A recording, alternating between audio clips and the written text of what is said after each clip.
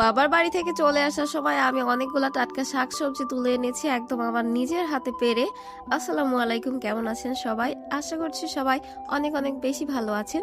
আলহামদুলিল্লাহ, আল্লাহর দয়ায় আমিও ভালো আছি। আমরাও গ্রামে থাকি, তবে আমাদের সব শাকসবজি কিনে খেতে হয়, যার জন্য আর কি আমাদের বাসা থেকে একটু টাটকা অ্যান্ড ফ্রেশ শাকসবজি নিয়ে চলে আসলাম। এইগুলো একদমই ফরমালিন মুক্ত।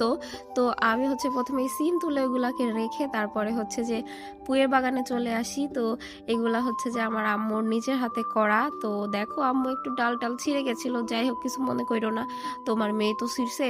তো যাই হোক, একটু মজা করলাম। এই যে আমি হচ্ছে যে পুয়ের ফল, তারপরে শাক টাক তুলে এগুলাকে রেখে এসে তারপরে আমি আমাদের খেসারি আর মটরের ভুঁইতে চলে যাই। ভুঁই এটা হচ্ছে আমাদের আঞ্চলিক ভাষা, আমরা ভুঁই খ্যাত এগুলাই বলে থাকি। তো যাই হোক, এই যে হচ্ছে একদম কচি কচি আগাগুলোকে তুলে নিয়েছি। এইগুলাকে অনেকে দেখেছি যে কলাইয়ের শাক বলে, তো কেন বলে আমি জানি না। তো তারপরে এই যে আমাদের হচ্ছে মটরের হচ্ছে ফলও হয়েছিল, তো এইগুলাকেও আমি হচ্ছে তুলে নিয়েছি। আর এইগুলা তুলতে গিয়েই এই বান্দরটার সাথে আমার দেখা হয়ে যায়। তো সে যাই হোক, বাদ দেই এই টপিক্সটা।